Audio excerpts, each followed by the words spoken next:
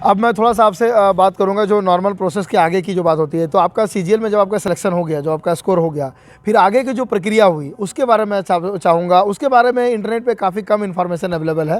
जैसे कि आपका डॉक्यूमेंट वेरिफिकेशन हो गया है, तो मैं चाहूँगा कि स्टेप बाय स्टेप आप अपने डॉक्यूमेंट वेरिफिकेशन की प्रक्रिया को बताएं कि जब आप डॉक्यूमेंट वेरिफिकेशन के लिए गए तो आपका डॉक्यूमेंट वेरिफिकेशन में क्या क्या हुआ, कैसे कैसे हुआ, कौन कौन से डॉक्यूमेंट्स लिए गए, ताकि कोई स्टूडेंट फ्यूचर में, जैसे कि अभी सीजीएल की वैकेंसी फिर से आई हुई है, तो उन स्टूडेंट्स के लिए सिलेक्शन होता है आपके वेन्यू में जहाँ आपका डॉक्यूमेंट वेरिफिकेशन हुआ, तो उसके लिए चीज़ें पहले से कॉन्क्रीट क्लियर हो जाए, प्लस उसके पास कुछ टाइम बचा हुआ हो, तो अभी से जो पॉसिबल हो तो अभी ही वो अपना डॉक्यूमेंट रेडी कर ले।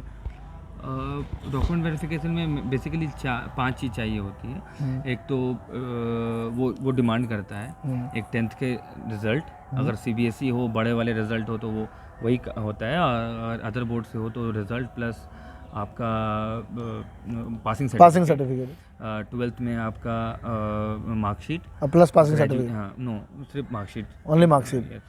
और ग्रेजुएशन के आपके तीनों ईयर के आपके रिजल्ट प्लस आपके पासिंग सर्टिफिकेट या प्रोविजनल सर्टिफिकेट। पासिंग सर्टिफिकेट नहीं है तो प्रोविजनल से ही काम चल जाता है। And the last is OBC certificate. OBC certificate बहुत लोगों को कन्फ्यूजन होती है कि उस जो डेट है, क्रिटिकल डेट है, उसके बाद हुआ तो क्या हुआ। बेसिकली क्या होता है कि अगर क्रिटिकल डेट के बाद होगा तो वो आपका प्रोविजनल कर देगा, जैसे कि मेरे साथ हुआ है। मेरा वो डेट का नहीं था, तो उसने मेरा जो पूरा था उसे वो प्रोविजनल कर दिया, और उन्होंने कहा कि वो बाद का डिपार्टमेंट का काम होता है कि वो बाद में वेरीफाई करेगा, और वो बाद में वेरीफाई करते हैं उसको, और उसमें कोई दिक्कत नहीं पड़ती है। आपने एक टर्म यूज़ किया क्रिटिकल डेट, मैं चाहूँगा कि आप इसको थोड़ा सा स्टूडेंट्स के लिए एलाबोरेट करें। जब फॉर्म आता है जिस समय, उसमें एक डेट रहता है, उस डेट से पहले या उस डेट तक का आपको ओबीसी सर्टिफिकेट चाहिए होता है। वही डेट आपका वो, अगर वो डेट तक के आप ओबीसी सर्टिफिकेट देते हैं तो वो आपको क्लियर कर देता है, और एल्स आपको प्रोविजनल में डाल देता है। आप जब आपका वो फॉर्म को फिर से फिल करेंगे, जब आप वेरिफिकेशन में जाओगे तो वो आपके सामने एक ऑनलाइन फॉर्म फिल करेंगे वो, और वो फाइनल में रिमार्क्स देंगे, तो वो रिमार्क्स में वो लिख देंगे OBC not of the critical date, और वो प्रोविजनल ब्रैकेट बोल देंगे। मैं आपसे रिक्वेस्ट करना चाहूँगा कि आप इसको एक एग्जांपल दे करके समझाएं स्टूडेंट्स को। जैसे एग्जांपल के तौर पे मानता हूँ आज हम लोगों का डेट है 13 फरवरी, तो मान लेते हैं सीजीएल की इस बार की जो वैकेंसी आई है उसका डेडलाइन डेट है 31 जनवरी, तो आप इसको थोड़ा एग्जांपल लेके समझाएं। इस बार वाला मैं सीजीएल तो डाला तो नहीं हूँ, बट अगर आप फॉर्म्स खोलिएगा, जो नोटिफिकेशन आया था उसमें उसको डेट दिया है, जैसे आपका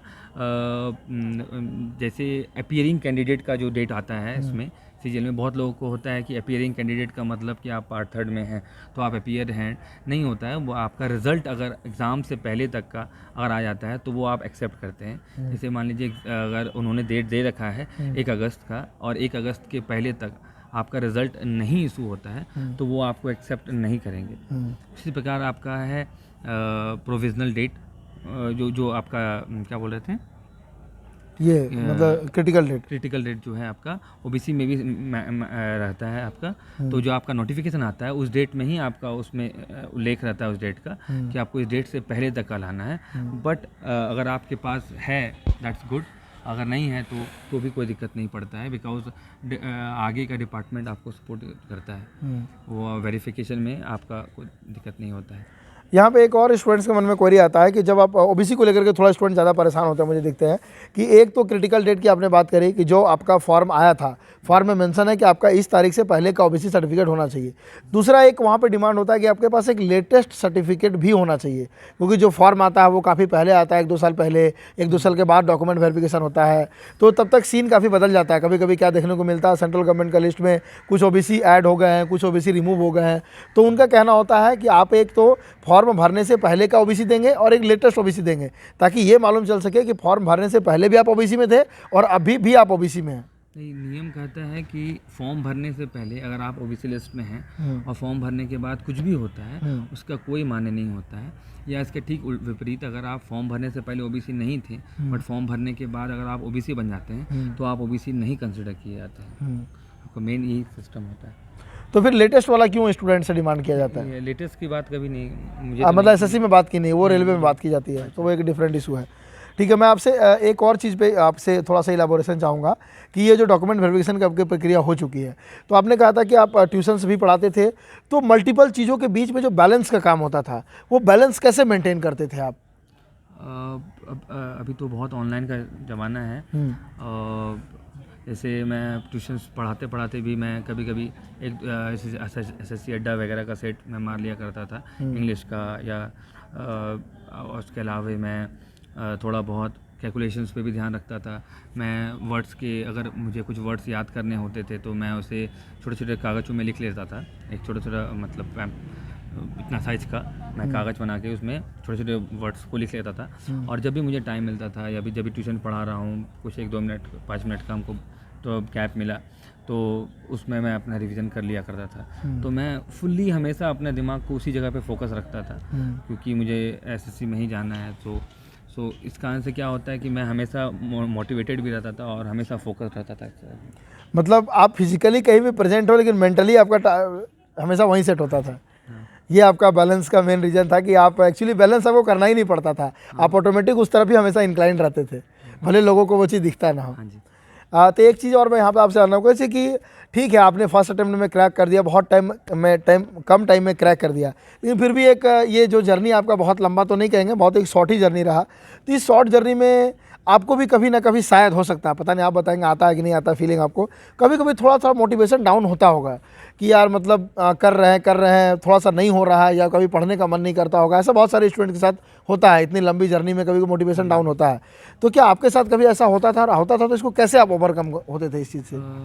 मैं एक चीज़ हमेशा कहना चाहूँगा कि मैंने ये महसूस किया है कि प्रेशर में आप पढ़ाई नहीं कर सकते, सबसे इम्पोर्टेंट थिंग। और प्रेशर बन ही जाता है, माउंट हो ही जाता है कि अगर जॉब ना हो तो। मैंने हालांकि अपने अदर रास्ते बंद रखे थे, बट मैं हमेशा पढ़ाई जब करता था तो ये सोच के करता था मैं कि इन केस अगर मेरा एसएससी नहीं होता है तो मैं अपने स्टडीज़ को इतना अच्छा रखूँगा कि मैं आगे ट्यूशन्स या कॉम्पिटिटिव ट्यूशन्स में भी करके अपने मैं लाइफ को सस्टेन करूँगा और अच्छे से ज़िंदगी को व्यतीत करूँगा। इस टाइप से होता था क्या कि जब तो मैं कभी भी टेंशन से नहीं पढ़ता था, मैं हमेशा फ्री माइंड होकर पढ़ता था कि क्योंकि मोस्ट इम्पॉर्टेंट थिंग कि job is not everything, but एक लाइवलीहुड का सवाल हमेशा आता है कि आप लाइवलीहुड में क्या करेंगे। Teaching is a great thing, आप लाइफ टाइम दूसरों को मोटिवेट करते हैं और आप इसी लाइन पे रहेंगे। इससे एक फ़ायदा यही होता था कि मुझे कि मैं हमेशा फोकस रहता था अपने पढ़ाई पे और हमेशा चिल रहता था कि मुझे किसी चीज़ की दिक्कत ना हो। तो हालांकि आपने ही इसका जिक्र कर दिया, लेकिन फिर मैं आपसे इस पर थोड़ा सा इलाबोरेशन चाहूँगा आपका।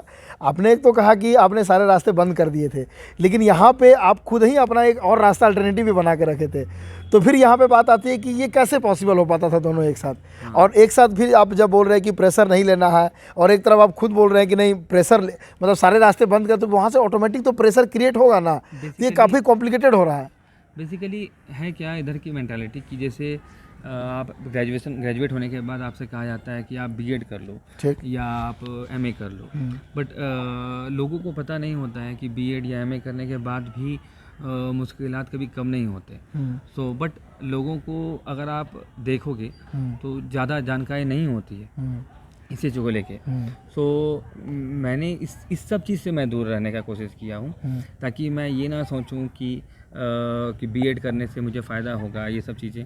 अच्छा, सेकंड थिंग इज़ दैट कि मैं दो रास्ते वाले बात मैंने इसलिए करता हूँ मैं, क्योंकि होता क्या है कि लोगों को लगता है कि मैथ, रीजनिंग और इंग्लिश और जीके यही चार चीज़ तो हैं, रेलवे में भी वही आते हैं, बैंक में भी वही आते हैं, एसएससी में भी वही आते हैं। बट अगर आप गौर से देखोगे तो बैंक में जैसे आप देखोगे रीजनिंग का लेवल बहुत हाई होता है, वही एसएससी में रीजनिंग का लेवल बहुत लो होता है। अगर आप बैंक के मैथ्स देखोगे तो वो बहुत कैलकुलेटिव होते हैं, जस्ट कैलकुलेशंस है, बट एसएससी के मैथ्स के लेवल अलग है। मैंने बैकग्राउंड का रास्ता बंद करने का बस यही सिस्टम था कि मैं ये जो सिस्टम है कि मुझे रेलवे भी करना है, बैंक भी करना है, एसएससी भी करना है, ये ना करूँ मैं, और बीएड ये सब चीज़ से मैं दूर रहने का कोशिश करता हूँ। बट एक सवाल कभी कभी आपके दिमाग में आ ही जाता है कि व्हाट इफ़, कि अगर ना हो तो क्या। अगर ये एक टेंशन माउंट हो जाता है, अगर आपका टेंशन ज़्यादा बढ़ जाएगा तो आप अच्छे से परफॉर्म ना कर पाएँ। जब भी मुझे आया था तो मैं हमेशा यही सोचता था कि अगर मुझे एसएससी नहीं हो पाता है तो मैं ट्यूशन्स पढ़ाऊँगा।